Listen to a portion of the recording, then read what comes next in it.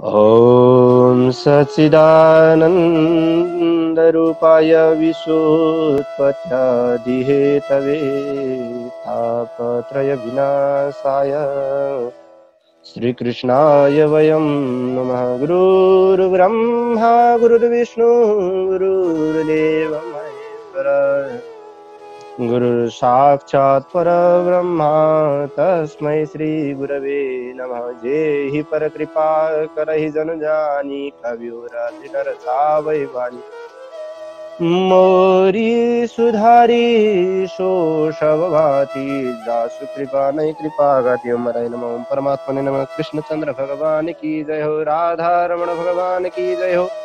भागवत भगवान की जय हो।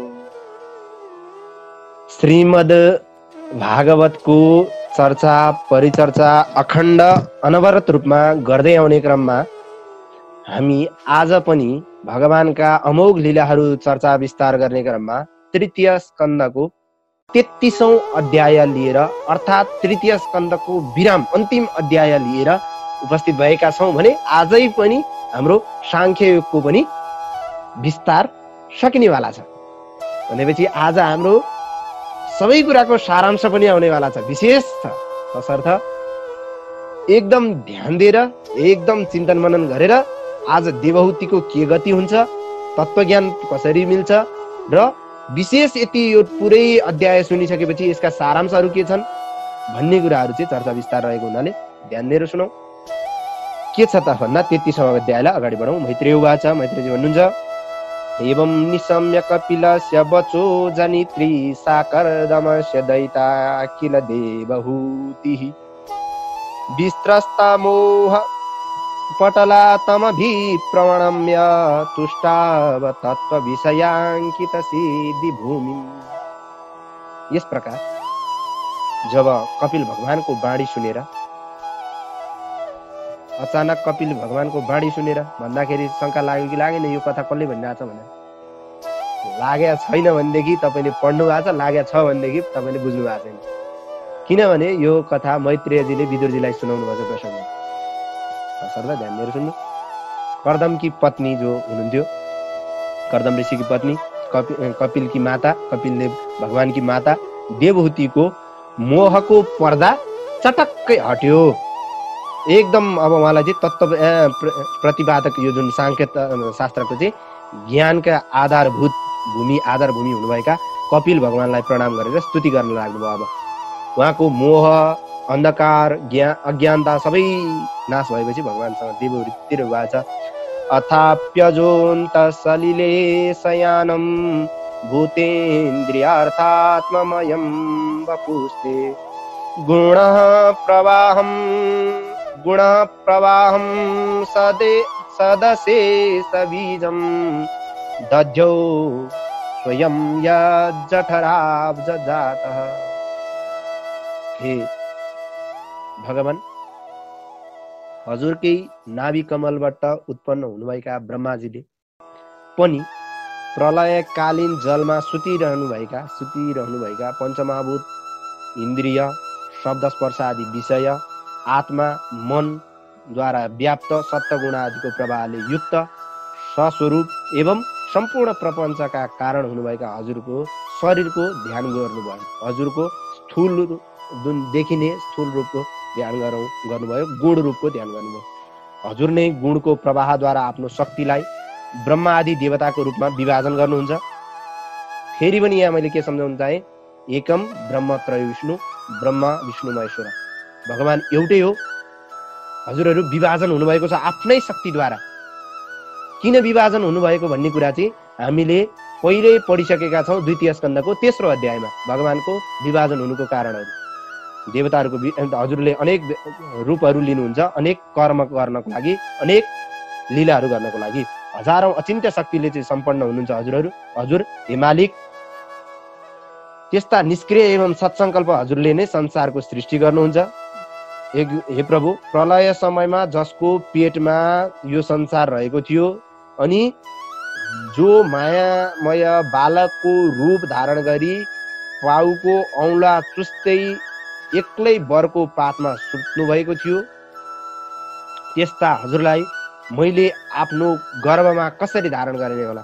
यहाँ के भन्न खोजेको होला त? यो बालक रे, औलो चुस्या रे, बुढी अम्ला रे, त्यो पनि पाउको रे, अनि प्रलय कालमा पेटमा फेरि आफैले भगवानलाई धारण गर्नु के भन्नु? अरू केही होइन। करार बिन्दे न पदार विनम मुखार बिन्दे विनिवेशयन्तम। यो श्लोकमा आउँछ यहाँ। वटस्य पत्रस्य पुटे शयानम बालम मुकुन्दम मनसा स्मरामि। यो कुरालाई यहाँ सम्झिनु भएको देवती माताले। एउटा सानो पातमा सुत्न अट्नु हुने, बरको पातमा अट्नु हुने, अनि सानो रूप लीला कस्तो छ। बच्चाले के गर्छ? सबै सुरुमा भर्खर जन्मेको भनौँ अलिकति ढलमल गर्न सिक्दै गरेको बच्चाले आफ्नै पाउलाई समातेर बुढियालाई टोक्ने प्रयत्न गर्छ कि गर्दैन? डल्लो पारेर। त्यो रूपलाई सम्झिनु भएको, भगवानको त्यो अवस्थालाई सम्झिनु भएको। अनि त्यस्तो स्वरूप देखाइदिनु हुने, अनि विराट स्वरूप पनि हुनुहुने हजुरलाई चाहिँ मैले यो गर्भमा कसरी धारण गरेँ? के अहङ्कार भयो होला मलाई? के बुद्धि गरेँ होला मैले? त्यस्तो पनि कहीँ होला? हेर्नुहोस् कति मिठो भाव सम्झिनु भएको छ। हे प्रभु, पापीहरूको विनाशका लागि अनि आज्ञाकारी भक्तिहरूको समृद्धिको लागि, उन्नतिको लागि हजुरले चाहिँ आफ्नो इच्छा अनुसार शरीरहरू धारण गरेर अनेक प्रयोजनमा चाहिँ आइरहनुहुन्छ, विशेष प्रयोजनहरूमा आउनुहुन्छ। त्यसै गरी मुमुक्षुहरूलाई ज्ञानको मार्ग देखाउनको लागि हजुरले यो कपिल अवतार लिनुभएको। गीताले भनेको श्लोकलाई म बारम्बार सम्झिन चाहन्छु त्यो मूल मन्त्रलाई। त्यो मन्त्र परित्राणाय साधुनाम विनाशाय च दुष्कृताम धर्म संस्थापनार्थाय सम्भवामि युगे युगे भन्नुभएको भएर हजुर यहाँ अहिले कपिल अवतार भएर आउनु भएको। अरू केही होइन यो प्रयोजन। हे प्रभु, जसको नामको श्रवण कीर्तन वन्दन अनि स्मरणबाट चाण्डाल आदि गरेका पतित एकदम पतित पनि तत्काल सोमयाग गर्न योग्य बन्दछ, सोमयाग गर्न सक्ने अवस्थामा पुग्दछ। हजुरको दर्शनबाट म के चाहिँ हुन्न र के चाहिँ पाइँदैन हजुरको दर्शनबाट? अहो, जसको जिब्रोको टुप्पोमा हजुरको नाम छ त्यस्तो चाण्डाल पनि श्रेष्ठ छ। त्यो व्यक्ति चाण्डालै भए पनि श्रेष्ठ छ। जसले हजुरको नाम लिन्छ तिनीहरू सबैतिरबाट श्रेष्ठ छन्। अहो बता पचो तो गरियान, एकदम सर्वश्रेष्ठ गरियान। स्वपच भनेको चाण्डाल, चाण्डालै भए पनि यदि हजुरको नाम जप छ भने त्यसलाई दर्शन गर्दा कुनै पाप लाग्दैन। दर्शन गर्नु सबैभन्दा ठुलो। तिनीहरूले के तपस्या गरे, ठुलो यज्ञ के गरे होलान् र सम्पूर्ण तीर्थमा स्नान गरे अनि वेद अध्ययन गरे। ती चाण्डालहरूले पनि त्यो पाउँछन् सबै कुरा। तर भगवानमा भक्ति गरिएको, भगवानको नामलाई निरन्तर यो जिब्रोको टुप्पामा सजाइएको हुनु पर्यो। परब्रह्म, परपुरुष, परम एकदम अनन्त अन्तस्करणद्वारा चाहिँ चिन्तन गर्न योग्य अन्तर्मुख हुनुभएका भगवान आफ्नो तेजद्वारा मायाका गुणहरूको प्रवाहलाई शान्त गर्ने, सम्पूर्ण वेदहरूलाई आफूभित्र राख्नुभएका र सर्वत्र वेदका मन्त्रमा आफूलाई स्थापित गर्नुभएका, सर्वत्र प्राणीहरूमा रहनुभएका हे कपिल रूप अवतार लिनुभएका भगवान हजुर नारायणलाई म कोटि कोटि कोटि प्रणाम गर्दछु। यसरी चाहिँ आमाले आफ्नो अन्तस्करणको शुद्धि भइसकेपछि, ब्रह्म प्राप्ति हुने ज्ञान प्राप्त भइसकेपछि, ब्रह्ममा मिल्ने ज्ञान प्राप्ति भइसकेपछि आफ्नै छोराको रूपमा आउनुभएका भगवानलाई चिनेर बुझेर दर्शन गर्नुभयो, स्तुति गर्नुभयो। मैत्रेय उवाच। अब मैत्रेयजी भन्नुहुन्छ यसरी देवहूतिबाट स्तुति गरिरहनु भएका भगवान मातृवत्सल परम पुरुष कपिल भगवानले स्नेहयुक्त भएको एकदम गम्भीर बाणीद्वारा अब फेरि आमालाई भन्न थाल्नुभयो। यामा, मैले हजुरलाई उपदेश गरेको एवं हजुरले सजिलै अवलम्बन गर्नुभएको जुन मार्ग, हजुरले चाँडै नै मुक्तिलाई प्राप्त गर्नुहुनेछ। यो मेरो सिद्धान्तमा श्रद्धा गर्नुहोस्, भक्ति गर्नुहोस्। यो सिद्धान्तलाई ब्रह्मवादी विद्वानहरूले सेवन गरेका छन् अनि यही सिद्धान्तद्वारा तपाईँले जन्म मरण रहित मेरो स्वरूपलाई प्राप्त गर्नुहुनेछ, ममा मिल्नुहुनेछ। यो रहस्यलाई नबुझ्नेहरू जन्म मरणको चक्करमा फसिरहन्छन्, परिरहन्छन्। यसरी मैत्रेय उवाच। मैत्रेयजी भन्नुहुन्छ फेरि यसरी आमालाई आत्मप्राप्तिको श्रेष्ठ मार्ग बताइसकेपछि ब्रह्मवादिनी आफ्नी आमाबाट आज्ञा लिएर भगवान कपिलले त्यस आश्रमबाट बिदा हुनुभयो। ध्यान दिनुहोस्, आमासँग बिदा भएर अब उहाँ हिँड्नुभयो। अब के भयो त? देवहूति पनि पुत्रद्वारा उपदेश प्राप्त गरिसकेपछि योग साधनाद्वारा योगाभ्यास गर्दै सरस्वतीको मुकुट जस्तो त्यो बिन्दु सर नाम गरेको जुन आश्रममा बसेर समाधिमा स्थित हुनुभयो। देवहूतिले निरन्तर बिन्दु सरोवरमा स्नान गर्नुहुन्थ्यो। श्रृङ्गार नगर्नाले उहाँका घुम्रिएका बालहरू कैलो भएर लट्टा पर्न थालिसकेका थिए। कठोर तपस्याको कारण दुर्बल भएको आफ्नो शरीरलाई उहाँले आफ्ना पुरानो फाटेको कपडाले ढाक्नु भएको थियो। भनेको शरीरको मोह अब उहाँलाई थिएन, शरीरको पोषण उहाँले गर्न छोडिदिसक्नु भएको थियो। प्रजापति कर्दमको तपस्या योग बलद्वारा प्राप्त एवं देवताले समेत चाहने आफ्नो अनुपम गृहस्थ जीवनलाई चाहिँ देवहूतिले चटक्कै छाडिदिनु भयो। गृहस्थ जीवन दुधको फिँज समान स्वस्थ एकदम स्वच्छ हस्तिदन्तद्वारा निर्मित एवं सुवर्ण जडित ओछ्यानहरू, सुकोमल तन्नाहरू, आसनहरूलाई पनि देवहूतिले त्यागिदिनु भयो। भन्नुको मतलब सुख शैल ऐश आराम देवहूतिलाई कुनै कुराको कमी रहेनछ भन्ने प्रमाण यो श्लोक हो क्या। हेर्नुहोस् त, सुनले जडित भएको ओछ्यानहरू, मखमलका तन्नाहरू, आसनहरू, होइन सेतो त्यो हुन्छ नि हातका दाँतहरूद्वारा निर्मित खाटहरू, कुनैको कमी थिएन र पनि चटक्कै छोडिदिनु। हेर्नुहोस् त्यो भावना, त्यो ज्ञान प्राप्ति भयो। देवहूतिले यस्ता प्रकारले सारा भित्ताहरूमाथि बनेको रत्नमय जुन सुन्दर बगैँचा स्त्रीहरूका मूर्ति बनेका थिए र रत्नमणि त्यो जगमगाइरहेका त्यो आसनहरू, त्यो गृहस्थ जीवन, त्यो घरहरू, भवनहरूलाई पनि देवहूतिले त्यागिदिनु भयो। फुलेका विभिन्न बगैँचाहरू, बोट देववृक्षहरू, सुशोभित भएका अनेक पन्छीहरूले युक्त भएको भमराले चाहिँ भुनभुनाइरहने त्यो बगैँचालाई पनि देवहूतिले त्यागिदिनु भयो। कमल के त्याग्नुभयो यहाँ हेर्नुहोस् है। कमलको सुगन्धले युक्त भएको तलाउमा कर्दमले अत्यन्त प्रेमका साथ उतारेपछि गन्धर्वहरूले चाहिँ देवहूतिको गुणगान गर्थे। त्यस्ता विषयहरूलाई पनि देवहूतिले सारा कुराहरू त्यागिदिनु भयो। आफ्नो प्रशंसालाई पनि त्यागिदिनु भयो भन्न खोजेको। इन्द्रका स्त्रीहरूद्वारा अत्यन्त रुचाइएको त्यो सुन्दर बगैँचालाई छोडेर छोरोको वियोगले खिन्न भएकी देवहूतिले अनुहार अलिकति मलिन बनाउनु भयो। अनि बनम के भन्नुहुन्छ, संसारको क्षणिकताको ज्ञान भए तापनि पति कर्दम वन गएपछि पुत्र विरहले गर्दा देवहूति बाछो मरेको गाई व्याकुल भए जस्तै व्याकुल हुनुभयो। पुत्र पनि छैन, पति पनि हुनुहुन्न, जङ्गल जानुभएको छ। अब अलिकति व्याकुलता त हुने भयो, ज्ञान भएको छ, तर अलिकति व्याकुलता, मातृवात्सल्य त्यो कसले सक्छ? त्यो प्रेम आमाको बयान गरेर कसले सक्छ? र पनि एउटा शब्द भन्न चाहन्छु, भगवान प्रत्येकको घर घरमा प्रत्येकको साथमा रहन नसक्ने भएर आमा बनाइदिनु भयो अरे कि सन्तहरूले त्यसरी विस्तार गर्नुभएको छ। शास्त्रहरूमा पनि आमाको बारेमा विभिन्न बयान छ। म त निशब्द छु, केही पनि बोल्नै सक्दिनँ आमाको बारेमा। बस यति नै, यति भन्दै यहाँ जाउँ। विदुरजी के भन्नुहुन्छ? विदुरजीलाई के भन्नुहुन्छ मैत्रीजी? विदुरजी आफ्ना पुत्र उनै कपिल देव रूप हरिको चाहिँ ध्यान गर्दै देवहूतिले छिट्टै नै त्यस्तो त्यो ऐश्वर्य सम्पन्न घरबाट समेत वैराग्य प्राप्त भयो। पुत्र कपिलले प्रसन्न हुनुभएका भगवानको चाहिँ जुन ध्यान योगको रूप चाहिँ वर्णन गर्नुभएको थियो, देवहूतिले एकदम समष्टि एवं व्यष्टि रूपमा चाहिँ त्यही भगवानको रूप ध्यान गर्नुभयो। त्यस समयमा भगवत भक्तिको प्रवाह, प्रबल वैराग्य, यथोचित कर्मद्वारा चाहिँ उहाँमा शरीर र आत्मा भिन्नै हुन् भन्ने विवेक ज्ञान उत्पन्न भयो। त्यस पछाडि जो ब्रह्म साक्षात्कारको चाहिँ कारण त्यही नै बन्यो। भिन्नता भएर एक रूप त्यसको अवस्था बुझिसकेपछि त्यही नै ब्रह्म साक्षात्कारको कारण भयो। अनि यस्तो ज्ञानद्वारा चाहिँ चित्त शुद्ध भएको देवहूतिले आफूलाई सर्वव्यापक परमात्माको ध्यानमा मग्न गराउनु भयो, जुन परमात्माले आफ्नो रूपको प्रकाशद्वारा मायाजनित आवरणलाई हटाइदिनुहुन्छ। त्यस्तो कुरामा ध्यान लगाउनु भयो। जीवको अधिष्ठान परब्रह्म तत्व अभेद रूपले चाहिँ बुद्धिस्थित भएको जीव भावबाट निवृत्ति भएकी सम्पूर्ण क्लेशले रहित भएर परमानन्दमा निमग्न हुनुभयो। जसरी घैँटो फुटिसकेपछि घैँटा भित्रको आकाश घटाकाश भनिन्छ, त्यो महाकाशमा गएर मिल्छ। त्यसै गरी आज यो सम्पूर्ण ज्ञान सुनेपछि देवहूति पनि परमानन्द परम पदमा प्राप्त गर्नुभयो। ज्ञान प्रमाण भागवत छ, गरेपछि, सुनेपछि, बुझेपछि, चिन्तन मनन ध्यान गरेपछि के चाहिँ हुँदैन? हुन्छ। देवहूति पनि पूर्ण ब्रह्ममा प्राप्त गर्नुभयो।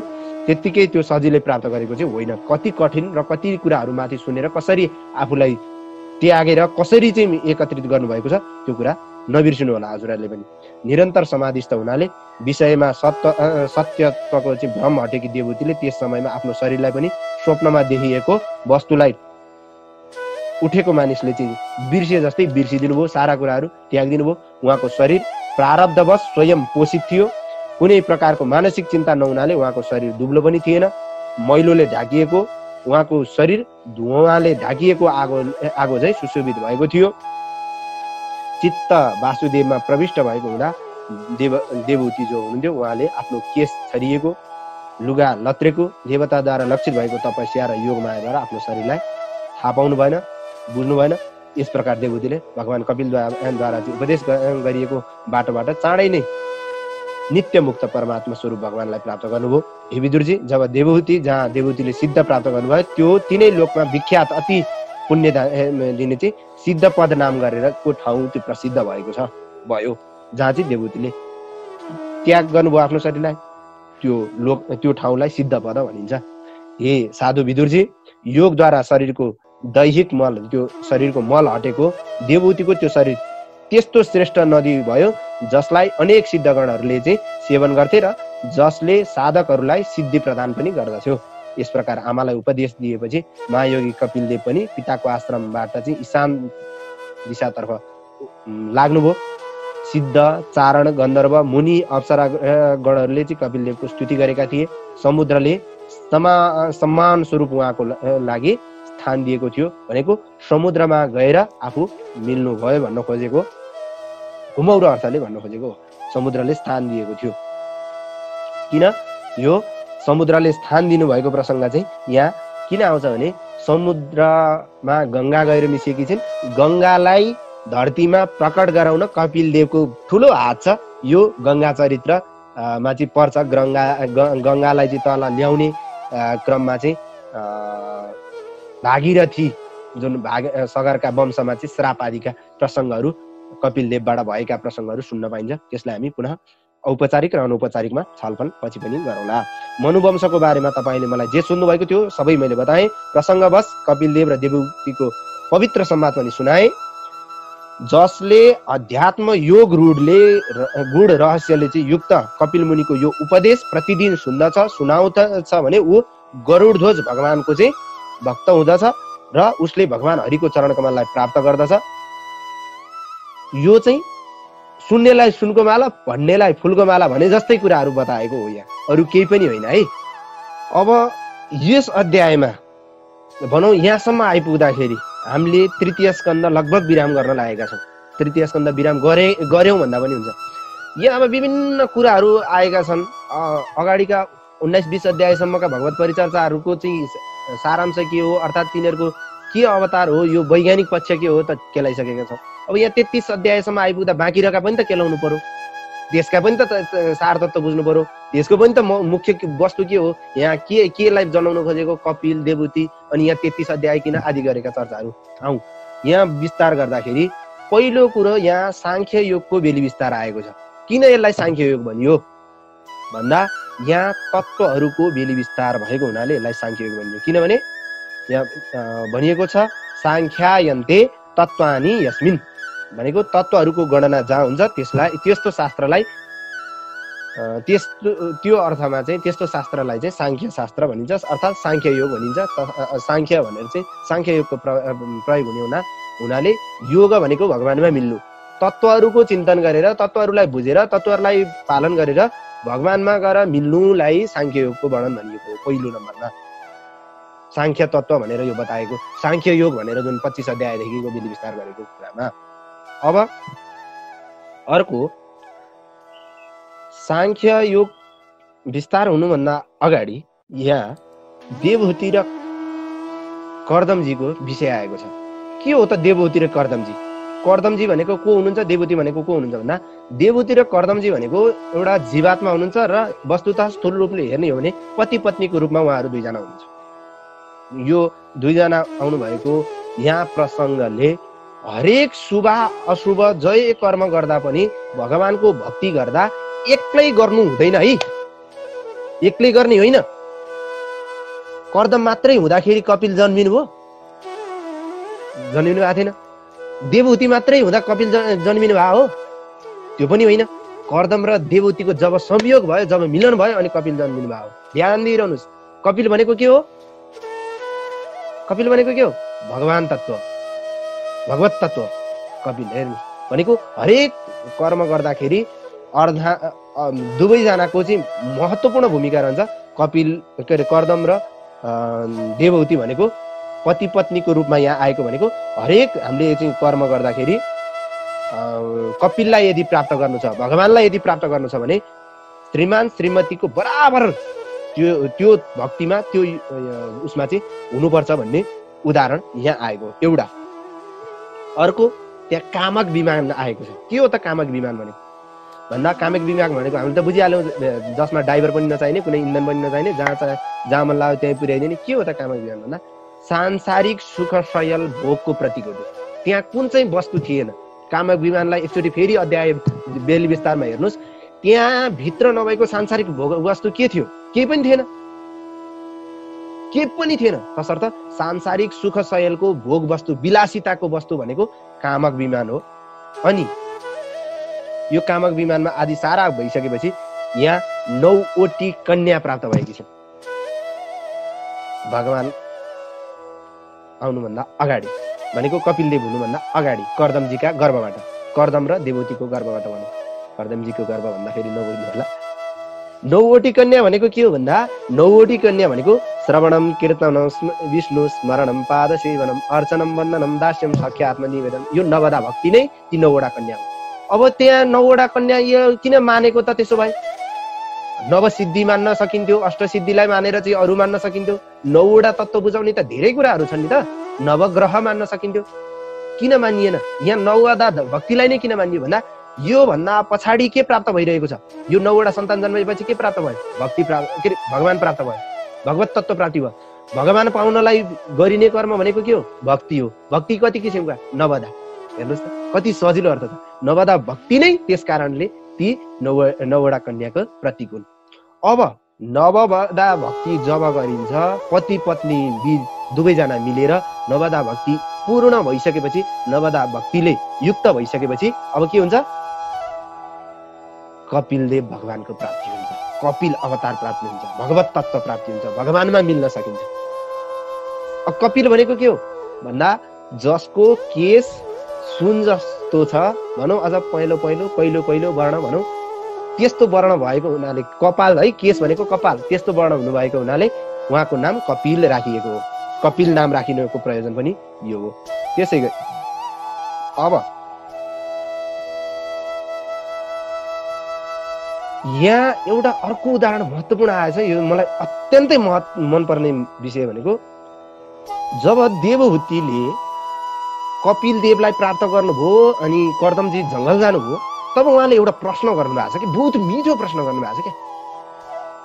हे प्रभु, मैले सांसारिक भोग विलासिता मैले जति सुख कसले भोग्यो होला, कहिले पायो होला यो इन्द्रिय सुख, कसले दिलाउन सके होला, तर पनि मेरा यी इन्द्रियहरू कहिले तुष्टि भएन। म भ्रमित, म दिग्भ्रमित, म पतित भएको छु। तसर्थ मलाई यो यहाँबाट निस्किने तत्त्व वस्तु के छ? यो सांसारिक वस्तुबाट, सांसारिक भोगविलासिताबाट निस्किने तत्त्व वस्तु के छ भनेर देवहूतिको प्रश्न चाहिँ यहाँ किन महत्त्वपूर्ण भयो भने जब हामी आत्म तत्त्वको चिन्तन गर्न थाल्छौँ, जब हामी भगवानको चिन्तन गर्न थाल्छौँ, त्यति बेलै मुक्ति सम्भव छ भन्ने कुराको उत्तर हो। यहाँ हेर्नुहोस् त, देवहूतिले चाहिँ आफ्नो छोरालाई चाहिँ ती प्रश्नहरू नगरेको भए मुक्ति हुन्थ्यो? यो साङ्ख्य युग आउँथ्यो? यहाँ कपिलदेव त साङ्ख्य युगको विस्तार गर्न आउनु भएको थियो, कतै अन्त गरेर पनि विस्तार गर्नुहुन्थ्यो, मतलब थियो। उहाँ भगवानको अवतार थियो, काहीँ न काहीँबाट एउटा माध्यम बनाएर संसारमा ल्याउनु। तर देवहूतिको यो अत्यन्तै महत्त्वपूर्ण यो छ। अर्को त्यो विमानमा उहाँले भोग चलन गरेको विषयलाई लिएर यो जोडिएको छ, यो अगाडि देवहूतिको प्रश्नसँग है। अर्को यहाँ छ, मान्छेले जुन छ काम वासनामै कसैको पनि दृढ वैराग्य, दृढ भक्ति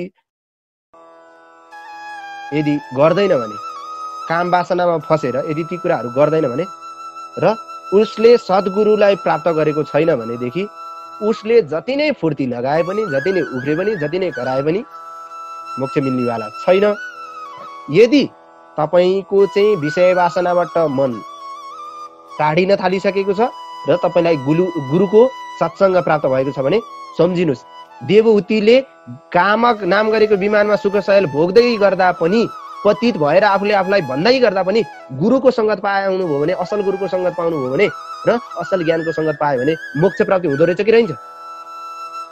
उहाँ त विषय भोगमा त तल्लीन भइसक्नु भएको थियो। यहाँ यो चर्चाले यो बुझाउँछ कि विषय वासनामा यदि पतित भइसकेको छ भने पनि यदि हामीले दृढ भक्ति र वैराग्यलाई चाहिँ धारण गरेर भगवानमा चाहिँ मन लगाउने, गुरुप्रतिको सत्संग गर्ने हो भनेदेखि यहाँ भगवानलाई प्राप्त गर्न सकिन्छ भनेर देवहूति र कर्दमजी दुवैजनाको उदाहरणको रूपमा, कर्दमजीले पनि विषय वासनामा नफस्या हो र कर्दमजी चाहिँ, देवहूति एक्लै फस्या हो र होइन, दुवैजना फस्या हुन्। तर कर्दमजीलाई त पहिले ज्ञान छँदै थियो निस्किन्छु भन्ने र भगवान प्रति लाग्नुपर्छ भने, अनि आएर यता कपिलदेवको प्रार्थना गरेर चाहिँ जङ्गल जानुभएको।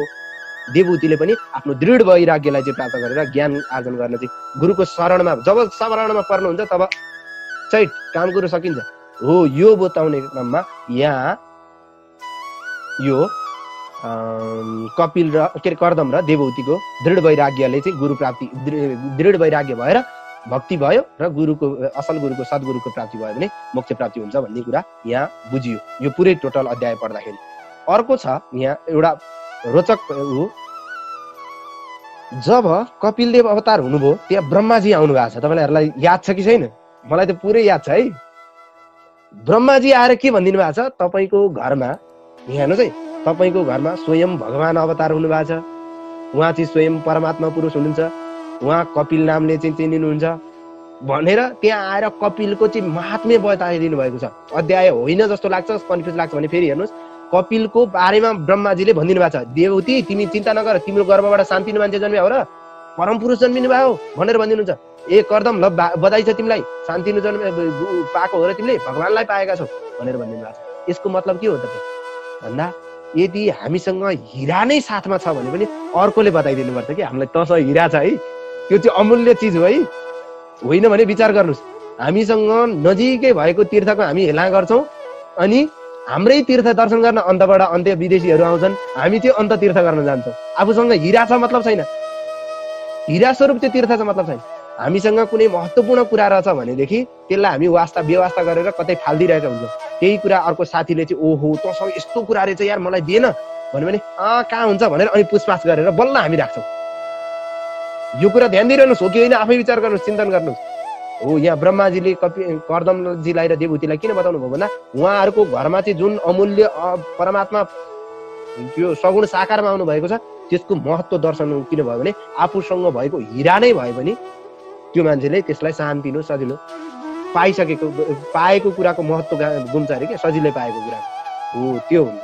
तसर्थ यहाँ त्यस्तो नहोस् है, कर्दमजीको चाहिँ अपमान नहोस्, भगवानको अपमान नहोस्, यिनीहरूले चिनुन्, यिनीहरूले यहाँ भगवानबाट आफ्नो गतिलाई सुधार्न सकुन् भन्नको लागि, महत्त्व बताउनको लागि महत्त्व बताइदिनु भएको कपिलजीले भनेको जीवात्मा चाहिँ त्यस्ता भ्रमित हुन सक्छन्। आफू नजिकै भएका आफ्ना साधनहरूलाई चाहिँ अमूल्य सोच्दैन, अमूल्य साधनहरू आफ्ना साथमा टन्टन्ने करोडौँको शरीर छ र पनि यसलाई सदुपयोग गर्न जान्दैन। अर्काले बताइदिनु पर्छ तेरो शरीर चाहिँ यस्तो छ, तेरो शरीर उस्तो छ, तेरो आँखा यतिको। उदाहरण शरीरको दिइरहेको छु, तीर्थको दिइरहेको छु, हिराको दिइरहेको छु, पक्कै पनि बुझ्नु होला। अब अन्तिममा एउटा बिन्दु छ, श्रीमद् भागवतको 33 अध्याय तृतीय स्कन्धमा 33 अध्याय किन भयो? 32 भएको भए हुन्थ्यो, 34 भएको भए हुन्थ्यो होइन, 31 भएको भए हुन्थ्यो, अथवा जति पनि अरू कुनै अध्याय भएको भए हुन्थ्यो नि त। त्यति छोटो छोटो अध्याय प्रथम स्कन्ध र द्वितीय स्कन्ध त 10 अध्याय छ, प्रथम स्कन्ध 19 अध्याय भएकोमा तृतीय स्कन्ध 33 अध्याय किन भयो ना? तृतीय स्कन्धमा के हो यो तृतीय स्कन्ध भन्दा पहिलो स्वर्ग तत्त्व भनेको कतिवटा हुन्छ? 28 तत्त्वको स्वर्ग हुन्छ। ध्यान दिइरहनु, स्वर्ग तत्त्व भनेको 28 तत्त्व, अनि अरू 5 वटा तत्त्व चाहिँ के त भन्दा अविद्या, अस्मिता, राग, द्वेष, अभिनिवेश गरेका 5 वटा, यी 5 पर्व पनि भनिन्छ, 5 अहंकार पनि भनिन्छ, 5 अब के भन्ने यसलाई 5 तत्त्व।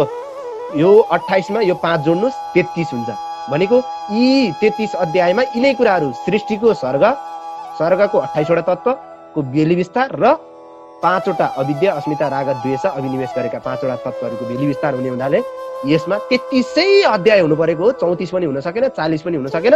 कुनै पनि अध्याय अरू फिटे हुँदैन प्रमाण यो भन्दै इति श्रीमद् भागवती महापुराणे वैयासिक्याम् अष्टादश सहस्रम पारम्यम संहितायां तृतीय स्कन्धे कापिलेय उपाख्याने त्रयत्रिंशोऽध्याय 33औं अध्यायसम्मका तृतीय स्कन्धको प्रथम अध्यायदेखि अहिलेसम्म गरिएका सम्पूर्ण भगवत परिचर्चाहरू यथामति, यथा ज्ञान, यथा बुद्धि जे जस्तो भगवानद्वारा गुरुद्वारा प्रदान गर्नुभएको थियो, जे जस्तो यो मतिले टिप्न सकेको थियो, यो घैँटोले धारण गरेको कुराहरू तपाईहरूलाई पनि बाँडे बढ्छ, ज्ञान बाँडे बढ्छ भन्ने ध्येयका साथ मैले बेली विस्तार गरेँ। केही त्रुटि कमी कमजोरी भएका छन् भने भगवानले क्षमा गरिदिनु हुनेछ भन्दै हजुरहरूको केही शङ्का आदि छन् भने पुनः अनौपचारिकमा निवारण हुनेछ भन्दै यो 33 अध्याय सहितको तृतीय स्कन्धलाई पनि 33 अध्यायलाई पनि यही पूर्णविराम पूर्ण तृतीय स्कन्धलाई चाहिँ पूर्णविराम गरौँ। ओम अस्तु परिपूर्णम श्रीकृष्णार्पणमस्तु भन्नेलाई फुलको माला, सुन्नेलाई सुनको माला। सबै ज्ञान गुरुजीकोबाट प्रदान गर्नुभएको गुरुको चरण कमलमा, भगवान श्रीकृष्णका चरण कमलमा विश्राम गरौँ। हरि ओम तत्सत्। श्रीकृष्णार्पणमस्तु। पूर्णमदः पूर्णमिदं पूर्णात् पूर्णमुदच्यते पूर्णस्य पूर्णमादाय पूर्णमेव वशिष्यते। ओम शान्ति, ओम शान्ति, ओम शान्ति।